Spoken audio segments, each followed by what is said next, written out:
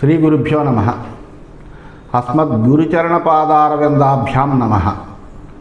నిన్నటి మన మహాభారత ప్రస్థానంలో ఆ ఖాండవ వనాన్ని దహనం చేయడానికి అగ్నికి సహాయం చేయడం కోసమని కృష్ణార్జునుడిద్దరిని అగ్ని కోరితే ఆ వృత్తాంతమంతా తెలుసుకున్నటువంటి అర్జునుడు దానికి కావలసినటువంటి యుద్ధ సామగ్రిని సిద్ధం చేయాలయ్యా, నువ్వు వీరత్వము పరాక్రమము కలిగినటువంటి మేము సిద్ధంగా ఉన్నాము, కానీ దానికి తగినటువంటి సామగ్రిని నువ్వు సిద్ధం చేయాలి అని కోరితే అప్పుడు వరుణుణ్ణి ప్రార్థించి అగ్ని దివ్యమైనటువంటి రథాన్ని దానికి కట్టబడినటువంటి బ్రహ్మాండమైనటువంటి గంధర్వ అశ్వములను అట్లాగే దివ్యమైనటువంటి యుద్ధ సామగ్రిని అంతటినీ కూడా గాంధీవాన్ని ఇవన్నీ కూడా సిద్ధం చేసి అర్జునుడికి ప్రసాదిస్తే ఆ అర్జునుడు అవి తీసుకుని ఆ రథాన్ని అధిరోహించాడు.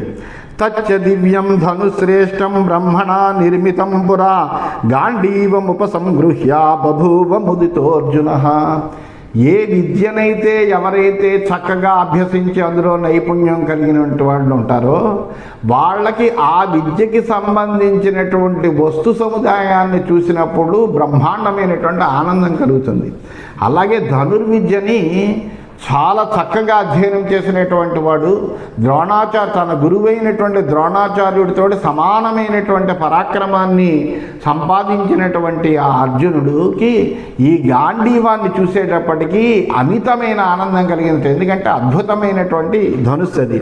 అటువంటి ఆ అద్భుతమైనటువంటి ఆ ధనుస్సుని అలా పట్టుకోగానే అతనికి ఒక విధమైనటువంటి దివ్యమైనటువంటి ఆనందం కలిగిందట.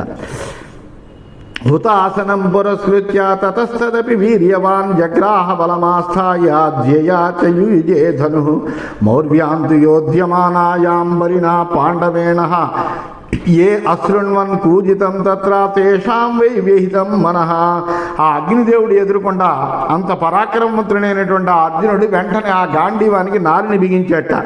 ఆ సమయంలో ఉత్పన్నమైనటువంటి ధ్వని విన్నటువంటి ప్రాణుల యొక్క మనస్సంతా కూడా ఒక్కసారి వ్యాకులత పొందిందట. లబ్ధ్వారథం ధనుశ్చైవ తదాక్షయ్యే మహేషుధి బభూవ కల్య కౌంతేయః ప్రహృష్ట సాహ్య కర్మణి వజ్రనాభం తతశ్చక్రం దదో కృష్ణాయ పావకః. సరే, దివ్యమైనటువంటి రథాన్ని, మంచి అక్షయ తూణీరాన్ని, గాంధీవాన్ని అన్నిటినీ కూడా అర్జునుడికి కావలసినవన్నీ కూడా అర్జునుడికి ఇచ్చాడు. దాంతో అర్జునుడు చాలా ప్రసన్నత పొందినటువంటి వాడే అగ్నికి సహాయం చేయడానికి తాను సమర్థమైనటువంటి వ్యక్తిగా సంసిద్ధతని వ్యక్తం చేశాడు. మరి శ్రీకృష్ణుడికి కూడా ఆయనకి తగినటువంటి ఆయుధాన్ని, అతని పరాక్రమానికి తగినటువంటి ఆయుధాన్ని మనం కూడా కోరాడు కదా. అందువల్ల అగ్నిదేవుడు వెంటనే వజ్రంతో సమానమైనటువంటి బలం కలిగినటువంటి ఆ మధ్య బలం కలిగినటువంటి చక్రాయుధాన్ని శ్రీకృష్ణుడికి ఇచ్చేట. అది ఎటువంటిదంటే ఆగ్నేయమస్త్రం దయితం చ సకల్యో అభవత్తదా బ్రవీత్ పావకశ్చైవం ఏతేన మధుసూదన అమానుషాన పిరణే ద్యేష్యసి త్వమసంశయం అనేనుతు మనుష్యాణం దేవానామపి చాహవే రక్ష పిశాచు దైత్యానాం నాగానాం చాధికస్తదా భవిష్యసి న సందేహ ప్రవరోపి నిబర్హణే. ఇది ఎటువంటిదంటే అగ్నిదత్తము, అగ్ని చేత ఇవ్వబడినటువంటిది ప్రియమైనటువంటి చక్రాన్ని తీసుకున్నట్ట శ్రీకృష్ణుడు. వెంటనే ఆయన ఆ చక్రాయుధాన్ని స్వీకరించినటువంటి వాడే శ్రీకృష్ణుడు నేను కూడా సంసిద్ధున్నయ్యా నీకు సహాయం చేయడానికి అని ప్రకటించాడు. అప్పుడు శ్రీకృష్ణుడితో అగ్నిదేవుడు చెబుతున్నాడు, ఈ చక్రాయుధం ఎటువంటిదంటే అమానుషులైనటువంటి రాక్షసుల్ని, పిశాచాలని, నాగుల్ని, దైత్యుల్ని, దేవతలను కూడా యుద్ధంలో జయించగలిగినటువంటి శక్తి కలిగిందయ్యా. అది ధరించినటువంటి నువ్వు అందరినీ జయించగలిగినటువంటి వాడవు. వీళ్ళందరినీ సంహరించి నువ్వు సర్వశ్రేష్ఠుడు అవుతావు. క్షిప్తం రణే చైత త్వయా మాధవ శత్రుషు హత్వా ప్రతిహతం సంఖ్యే పాణిమేష్యతి తే పునః. ఇంకా దీంట్లో ఉన్న విశేషం ఏంటంటే, ఎవరినైతే సంహరించడానికి కోసమని నువ్వు దీన్ని వదులుతావో వాళ్ళనల్లా సంహరించేసి మళ్ళీ నీ యొక్క చేతికి వచ్చేస్తుంది ఈ ఆయుధము. అంతేకాని ఈ ఆయుధం ఓసారి ప్రయోగించిన తర్వాత మళ్ళీ అది వెళ్ళిపోయేటువంటిది కాదు. ఎల్లప్పుడూ కూడా నువ్వు విసిరినప్పుడల్లా శత్రువుల్ని సంహరించి చక్రం మళ్ళీ తిరిగి నీ చేతికి చేరుతుందయ్యా. వరుణశ్చ దదౌ తస్మై గదాం అశని నిశ్వనాం దైత్యాంతకరణిం ఘోరాం నామ్నా కౌమోదికిం ప్రభు. అలాగే పిడుగులాగా ధ్వని చేస్తూ శత్రునాశనాన్ని చేసేటువంటి గొప్పదైనటువంటి కౌమోదికి అనేటువంటి పేరు కలిగినటువంటి గదాయుధాన్ని కూడా ఆ వరుణుడు శ్రీకృష్ణుడికి ఇచ్చాడు. తత పావకమబ్రూతాం ప్రహృష్టావర్జునాచ్యుతౌ కృతాస్త్రౌ శస్త్ర సంపన్నౌ రథినౌ ధ్వజినావపి కల్యోస్వో భగవన్ యోద్ధం అపి సర్వైసురాసురై కిం పునర్వజ్రిణైకేన పన్నగార్ధేయుయుత్సత. మీరు ఆ ఆయుధాలన్నీ పొందారు వీళ్ళు కృష్ణార్జునులు. వాళ్ళకు కావలసిన యుద్ధ సామగ్రిని అంతా పొందారు. దాంతో ఆ కృష్ణార్జునులు ఇద్దరు కూడా శస్త్రాస్త్రాన్ని, రథాన్ని, కేతనాన్ని కలిగినటువంటి వాళ్ళై దేవదానవులు అందరితోటి పోరాడగలిగినటువంటి సమర్థులయ్యారు. ఈ విధంగా వాళ్ళు పన్నగాలకి యుద్ధం చేసేటువంటి వజ్రాయుధులతోటి ఇంకెందుకు యుద్ధం చేయలేరు? ఎవరితోటైనా యుద్ధం చేయగలిగినటువంటి సామర్థ్యం పొందినటువంటి వాళ్ళు ఆ కేవలము ఇంద్రుడితోటి ఎందుకు యుద్ధం చేయలేరు? అయ్యా తప్పనిసరిగా చేయగలరు అని అనుకున్నారు. అర్జునుడు ఈ విధంగా చెబుతున్నాడు. చక్రపాణి ఋషికేశ విచరన్ యుధి వీర్యవాన్ చక్రేణ భస్మసా సర్వం విసృష్టేన తు వీర్యవాన్ త్రిషు లోకేషు తన్నాస్తి అన్న కుర్యాత్ జనార్దన. అర్జునుడు చెప్పాడు, ఓ అగ్నిదేవా, అందరి ఇంద్రియాలను ప్రేరేపింపగలిగినటువంటి ఈ జనార్దనుడు చక్రాన్ని తీసుకుని యుద్ధం చేస్తే ముల్లోకాల్లోనూ భస్మం కాని వస్తువు అనేటువంటిదే ఉండదయ్యా. అంతటి పరాక్రమం కలిగినటువంటి వాడు శ్రీకృష్ణుడు. గాంధీవం ధనురాదాయ తదాక్షయ్యే మహేషుధి అహమప్యుత్సహే లోకాన్ విజేతుం యుధి పావక. అంతేకాదు, ఈ గాంధీవాన్ని 2 అక్షయ తూనీరాలను తీసుకుని నేను కూడా అన్ని లోకాలను కూడా యుద్ధంలో గెలవాలనేటువంటి ఒక ఉత్సాహంతో ఉన్నానయ్యా. సర్వతః పరివార్యైవం దావమేతం మహాప్రభో కామం సంప్రజ్వాల అద్యైవ కల్యౌ స్వసాహ్య కర్మణి. అందువలన ఓ మహాత్మా అగ్నిదేవ, నువ్వు ఏ కోరికతో అయితే ఈ కార్యక్రమాన్ని చేయమని మమ్మల్ని ప్రార్థించావో ఆ నీ కోరిక సఫలమవుతుంది. అందువల్ల నువ్వు ఇప్పుడు వెంటనే ఈ వనాన్ని 4 వైపుల నుంచి దహించడం మొదలెట్టు. మేమిద్దరము కూడా నీకు సహాయపడడానికి సిద్ధంగా ఉన్నాము అని తమ యొక్క సంసిద్ధతని వ్యక్తం చేశాడు అర్జునుడు. ఏవముక్తః స భగవాన్ దాసార్హేణ అర్జునేన చ తైజసం రూపమాస్థాయ దావం దగ్ధుం ప్రచక్రమే. ఎప్పుడైతే కృష్ణార్జునుల యొక్క ఈ పలుకులు విన్నాడో అగ్నిదేవుడు తేజోరూపమైనటువంటి శరీరాన్ని స్వీకరించినటువంటి వాడై కాండవ దహనానికి పూనుకున్నాడు. సర్వతః పరివార్యాధ సప్తార్చిజ్వలనస్తథ దదాహ కాండవం దావం యుగాంతమివ దర్శయన్. 7 జ్వాలలు కలిగినటువంటి వాడు, అందువలన సప్తార్చి అంటారండి. అందువలన ఆ 7 జ్వాలలతో కలిగినటువంటి ఈ అగ్ని ఖాండవ వనాన్ని అన్ని వైపుల నుంచి కూడా యుగాంతం కలుగుతోందా అని భ్రమింపజేసేటట్టుగా దహిస్తున్నట్ట. గొప్ప గొప్ప మంటలన్నీ జాజ్వల్యమానంగా వచ్చేస్తున్నాయి. ప్రతిగృహ్య సమావిశ్య తద్వనం భరతర్షభ మేఘ సరిత నిర్ఘోష సర్వభూతాన్యకంపయత్.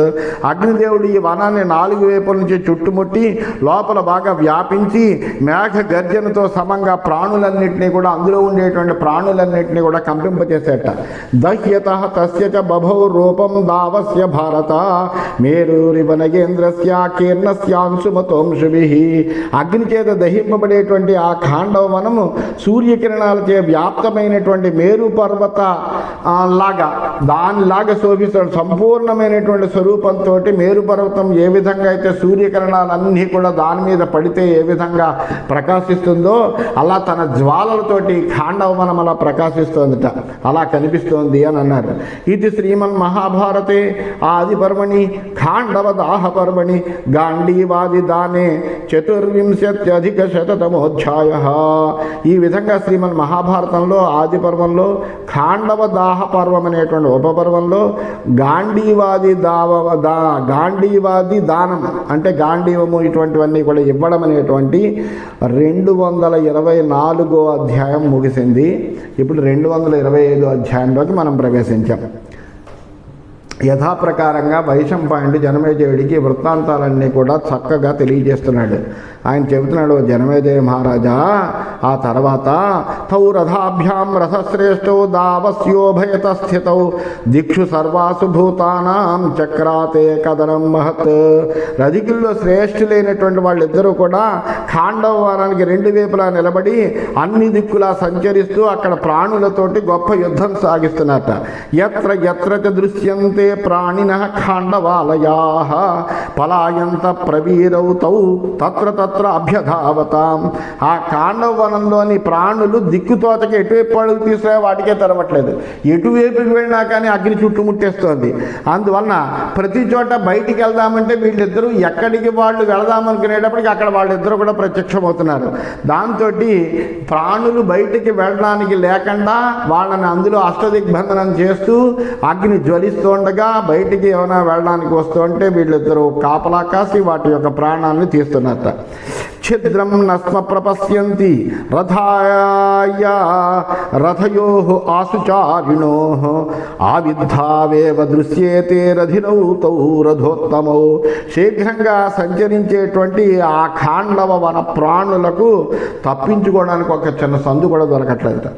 రథశ్రేష్ఠులైనటువంటి కృష్ణార్జునులు రెండు వైపులా ఎలా ఉన్నారంటే రెండు వైపులా కర్ర కాల్చి ఉంటే ఏ విధంగా అయితే ఆ కర్రను ఆశ్రయించినటువంటి ప్రాణులు బయటికి వెళ్ళలేకుండా పోతాయో అలాగా అటు ఇటు తిరుగుతున్నారు. అటు వెడితే అక్కడ ఎవరో ఒకళ్ళు కనిపిస్తున్నారు, ఎక్కడ వెడితే ఇటు కనిపిస్తున్నారు, ఎక్కడికి వెళ్ళడానికి లేదు, అటు ఇటు తిరుగుతూ ఉన్నట్టు వాళ్ళు.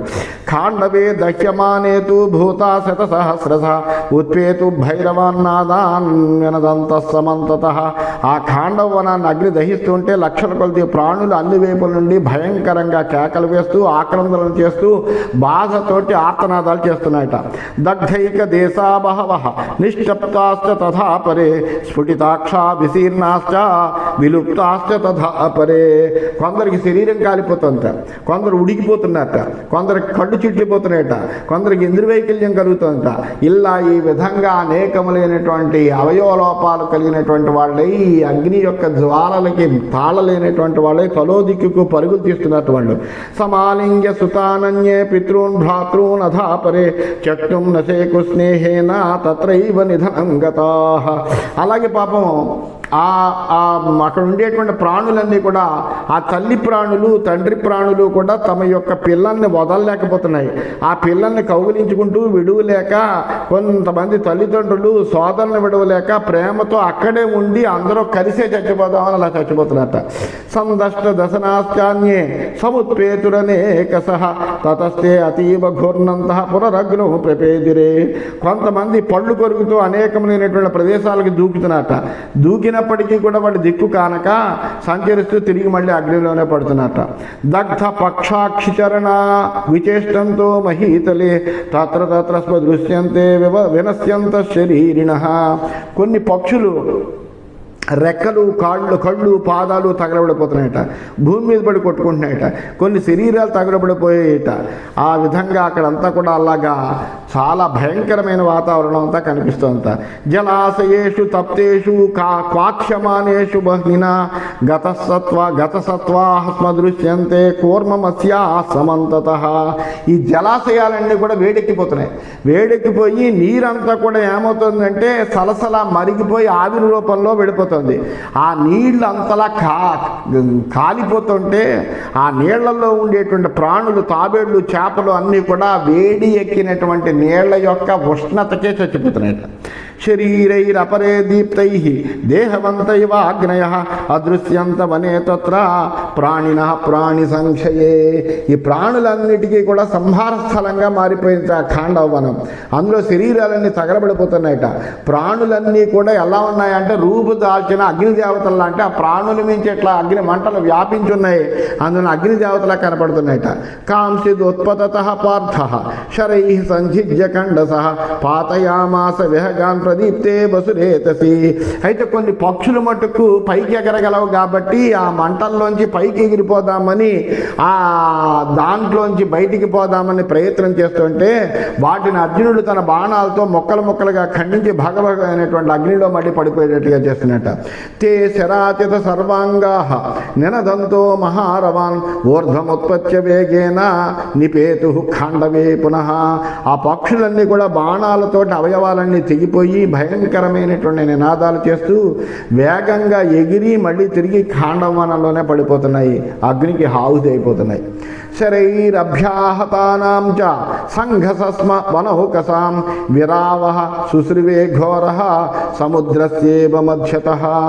ఈ బాణాల చేత గాయపడి గుంపులు గుంపులుగా ఉన్న ప్రాణుల యొక్క ఆక్రందనలన్నీ ఎలా ఉన్నాయంటే మధించేటువంటి సముద్రము యొక్క ఘోషలా ఉన్నాయట. వహ్నేశ్చాపి ప్రదీప్తస్య ఖముత్పేతుర్మహాత్యుషః జనయామాసు రుద్వేగం సుమహాంతం దివౌకసాం. అయితే ఈ అగ్ని జ్వాలలన్నీ ఏమవుతాయి, ఆకాశం వరకు అలాగా వ్యాపించిపోతున్నాయి.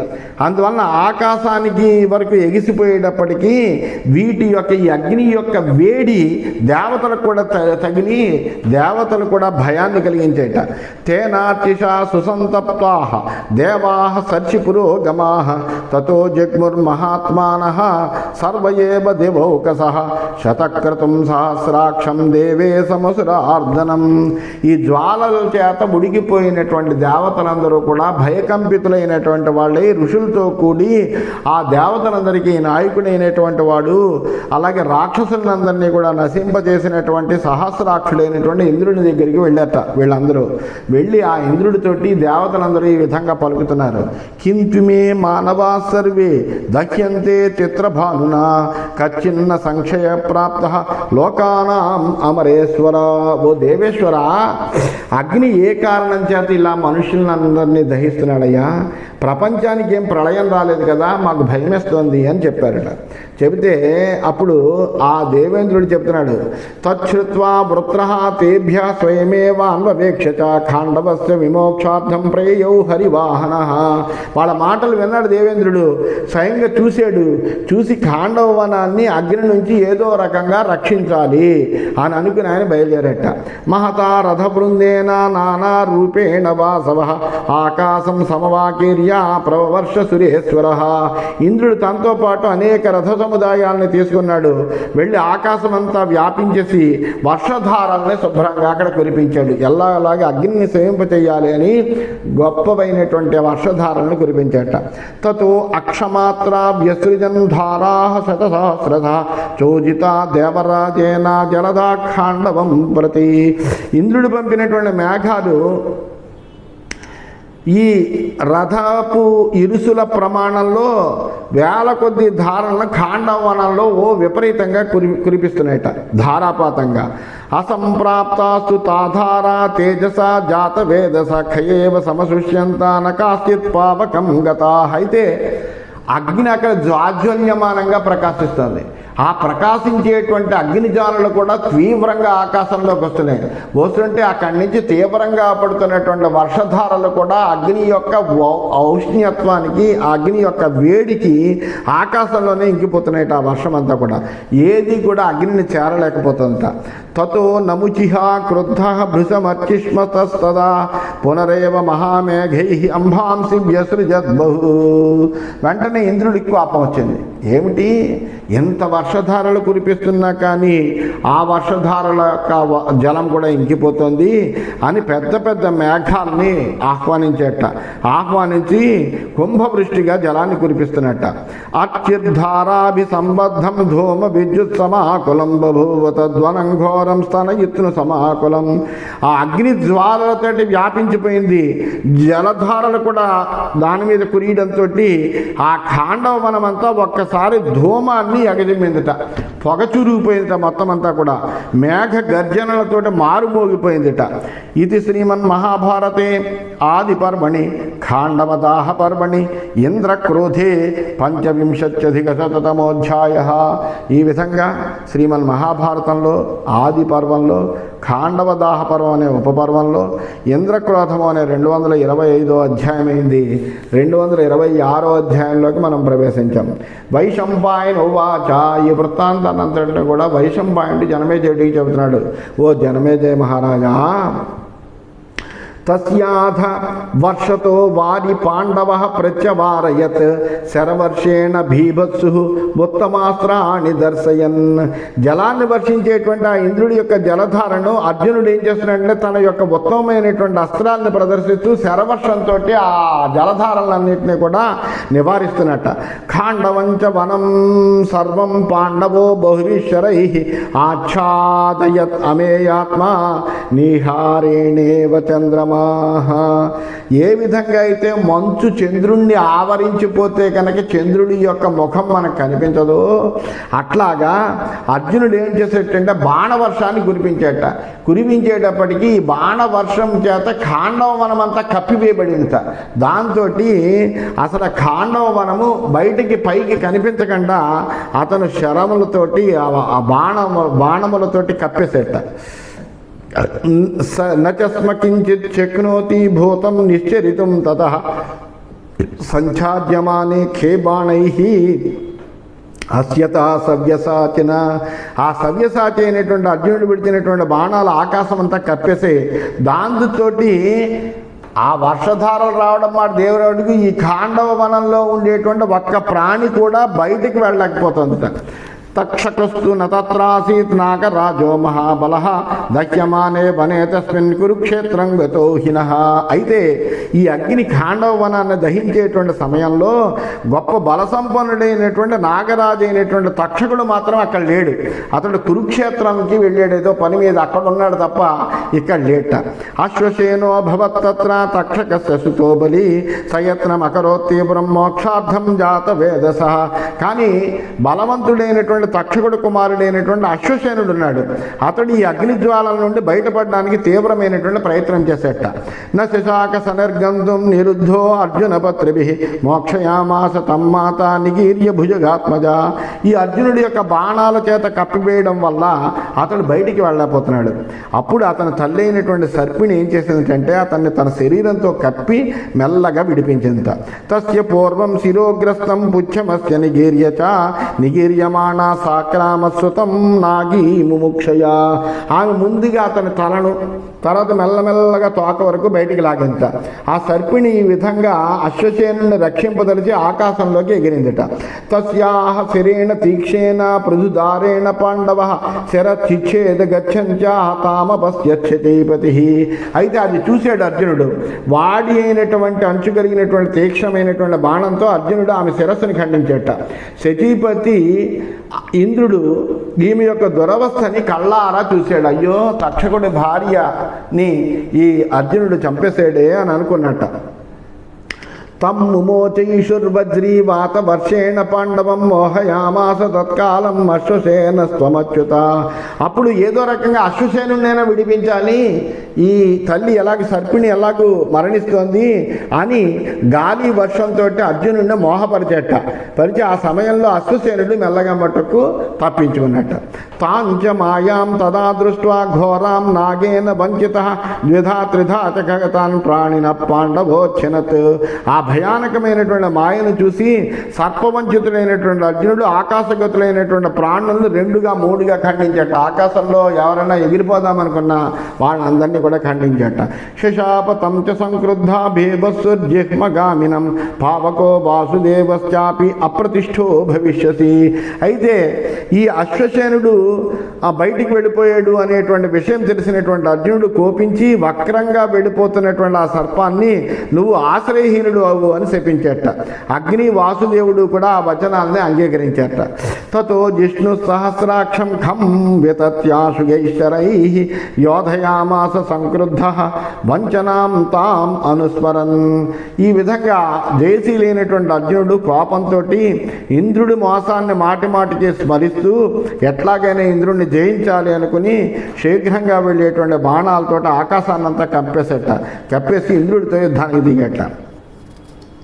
దేవరాజోపి తం దృష్ట్వా సంరబ్ధం సమరే అర్జునం స్వమస్త్రం అసృజత్ తీవ్రం ఛాదయత్వాఖిలం నభః. దాంతో ఈ యుద్ధంలో కోపించినటువంటి అర్జునుడిని చూసేటప్పటికి ఇంద్రుడు కూడా ఆకాశాన్నంతటినీ కప్పివేయగలిగినటువంటి ఐంద్రాస్త్రాన్ని ప్రయోగించేప్పటికి తతో వాయుర్మహాఘోష క్షోభయన్ సర్వసాగరాన్ వియత్నో వియత్నో జనయన్ మేఘాన్ జలధారా సమాకులాన్. ఆ తర్వాత గొప్ప ధ్వనితోటి వాయువు సమస్త సాగరాలను కూడా కల్లోలపరుస్తోందిట. జలధారలతో నిండిపోయినటువంటి మేఘాన్ని ఆకాశంలో పుట్టించిందిట. తతో అశనిముచో ఘోరాన్ తటిత్రు నితనిస్వనాన్ తద్విఘాతార్థమసృజత్ అర్జునోపి అస్త్రముత్తమం వాయవ్యమభిమంత్ర్యాధ ప్రతిపత్తి విశారద తేనేంద్రాశని మేఘానాం వీర్యౌజస్తద్వినాశితం. ఇంద్రుడు ఏం చేశాడంటే భయంకరమైనటువంటి మెరుపులతో కూడినటువంటి ప్రకాశమానమైనటువంటి ఘోరమైనటువంటి వజ్రాయుధాన్ని అర్జునుడి మీదకి విడిచేట. అర్జునుడు కూడా ప్రతీకారంతో వాయవ్యస్త్రాన్ని అభిమంత్రించి వదిలేట. ఆ అస్త్రం ఇంద్రుడు పంపినటువంటి మేఘాల బలాన్ని వేగాన్ని కూడా నాశనం చేసిందిట. జలధారాశ్చ తాశోషం జగ్మున్నేషుశ్చ విద్యుత క్షణేన చాభవత్వ్యామా సంప్రశాంతరజస్తమ. ఆ జలధారలన్నీ ఇంకిపోయాయి, మెరుపు తీగలన్నీ నశించాయి. క్షణకాలంలో ఆకాశమంతా ధూసరితమై అంధకారాలకి దూరమై స్వచ్ఛంగా కనిపించిందిట. ఆ తర్వాత సుఖసీతానిలవహం ప్రకృతిస్థార్కమండలం నిష్ప్రతీకార హృష్టశ్చ హుతభుక్ వివిధాకృతి సిచ్యమానో వసోఘైస్తైః ప్రాణినాం దేహ నిసృతైః ప్రజజ్వాలాధ సోర్చిష్మాన్ స్వనాథైపూరయం జగత్. సుఖం కలిగించేటువంటి గాలి వీచింది, కాస్త మేఘమంతా కూడా స్వచ్ఛంగా కనిపిస్తోంది. ఇప్పుడు ఆ ధూళి అంతవరకు ధూళి దూషితంగా ఉంది, ఆ ధూళంతా పోయింది. అట్లాగే ఆ పొగంతా కూడా పోయింది. దాంతో కొద్దిగా సుఖం కలిగించేటువంటి గాలి వీస్తోంది.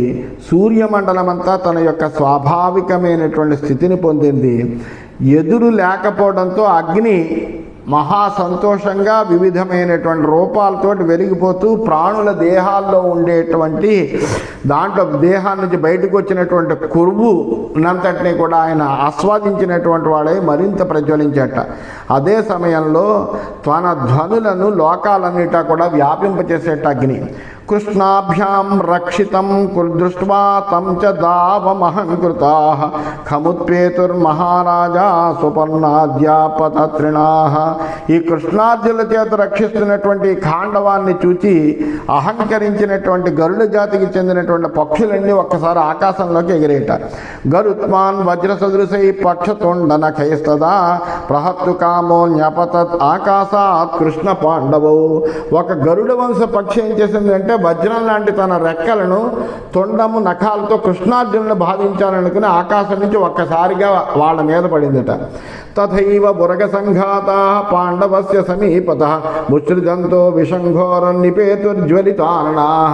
ఎప్పుడైతే పక్షులు ఇలా దాడి చేయడం మొదలెట్టాయో అప్పుడు పాముల సముదాయం అంతా కూడా మండిపోయేటువంటి ముఖాలతోటి ఘోరమైనటువంటి కాలకోట విషాన్ని అర్జునుడి దగ్గర విడిచిపెట్టేట. తాం చకర్త శరై పార్థ సరోష అగ్ని సముక్షితై వివిశుశ్చాపి తం దీప్తం దేహాభావాయ పావకం. ఇది చూసి అర్జునుడికి చాలా కోపం వచ్చింది. వెంటనే క్రోధంతో కూడినటువంటి వాడే బాణాలతోటి వాటిని అన్నిటిని కూడా ముక్కలు ముక్కలుగా చేసాడు. దేహనాశం కోసం అవన్నీ కూడా ప్రకాశించేటువంటి అగ్నిలో పడిపోయాయి. తతో అసురాః సగంధర్వాః యక్ష రాక్షసపన్నగాః ఉత్పేతుర్నాదమతులం ఉత్సృజంతోరణార్థినః. ఆ తర్వాత రాక్షసులు, గంధర్వులు, యక్షులు, అసురులు, సర్పాలు యుద్ధం మీద ఉండేటువంటి ఉత్సాహంతో వాళ్ళు అనేకములైనటువంటి ధనులు చేస్తూ వాళ్ళందరూ వీళ్ళిద్దరి మీద పడ్డట. అయక్కణపచక్రాస్మ భుషుండ్యుజ్యత భావః కృష్ణ పార్థో జిఘంసతః క్రోధ సమ్మూర్చితౌజస. ఎనప చక్రాలతో వదిలేటువంటి లోహపు ఉండలు కలిగినటువంటి పేరుడు సామగ్రి చేతిలో పెట్టుకుని కృష్ణార్జునులు చంపాలని అవన్నీ కూడా క్రోధంతో తమ యొక్క పరాక్రమాన్ని ప్రదర్శించేట. తేషామతి వ్యాహత్తాం శస్త్రవర్షం ప్రముంచతాం ప్రమాధోత్తమాంగాని భీభత్సుర్నిశితైశ్వరై. పెద్దగా కోలాహలం చేస్తూ బాణవర్షం కురిపించేటువంటి వాళ్ళ యొక్క శిరస్సులని అర్జునుడు తన యొక్క తీక్ష్ణమైనటువంటి బాణాలతోటి నరికేసేట. కృష్ణశ్చ సుమహాతేజాః చక్రేణారి వినాశన దైత్యదానవ సంఘానాం చకార కథనం మహత్. శత్రు సంహారశీలుడైనటువంటి తేజోవంతుడైన శ్రీకృష్ణుడు కూడా తన చక్రాయుధంతో ఆ దైత్యదానవుల గుంపులతో యుద్ధం చేసి చంపేశాడు. అధాపరే శరైర్విద్ధ చక్రవేగే రితాస్తథా వేలామివ సమాసాధ్య వ్యతిష్టన్నమితో జస. కొంతమంది శరపీడితులయ్యారు బాణాల చేత, కొంతమంది చక్రవేగ ప్రేరితులై మహాతేజస్సులైనటువంటి వాళ్ళైనా సముద్రం ఒట్టున చేరి ఆగిపోయినట్టుగా ముందుకు సాగలేకపోయారట. తతశక్రో అతి సంక్రుద్ధ త్రిదిశానాం మహేశ్వర పాండురంగజమాస్థాయ తావుభౌ సముపాద్రవత్. ఇదంతా చూసేటప్పటికి దేవేంద్రుడికి చాలా కోపం వచ్చింది. వెంటనే ఆయన తన యొక్క ఆ తెల్లటి ఏనుగైన ఐరావతాన్ని ఎక్కి వేళ్ల మీదకి వచ్చేట. వేగే నాశని మాదాయ వజ్రమస్త్రం జసో సృజత్ హతా వేతావితి ప్రాహాసురా వసురసూదన. రాక్షస సంహారైనటువంటి ఇంద్రుడు వేగంగా పిడుగులాంటి వజ్రాయుధాన్ని తీసి దాన్ని విడుస్తూ దేవతలతో అన్నట్టు వీళ్ళిద్దరూ ఇంకా చస్తారు అని చెప్పేట. తత సముజ్యతాం దృష్ట్వా దేవేంద్రేణ మహాశనిం జగృహు సర్వశస్త్రాన్ని స్వాని స్వాని సురాస్తదా. ఆ దేవేంద్రుడి చేత పైకెత్తబడినటువంటి వజ్రాయుధాన్ని చూసి దేవతలందరూ కూడా అదే రీతిలో తమ తమ ఆయుధాలన్నీ పైకి తీసి పట్టుకున్నట్ట. ఇంకా వీళ్ళని సంహరించేయడం అనేది అయిపోతుంది అని. దాంతో దేవతలకి ఉత్సాహం వచ్చింది. ఉత్సాహం వచ్చి దేవతలందరూ కూడా ఒక్కొక్కళ్ళు ఒక్కో అస్త్రం తీసుకుంటూ వీళ్ళ మీదకి యుద్ధానికి వచ్చారని చెబుతూ స్వస్తి.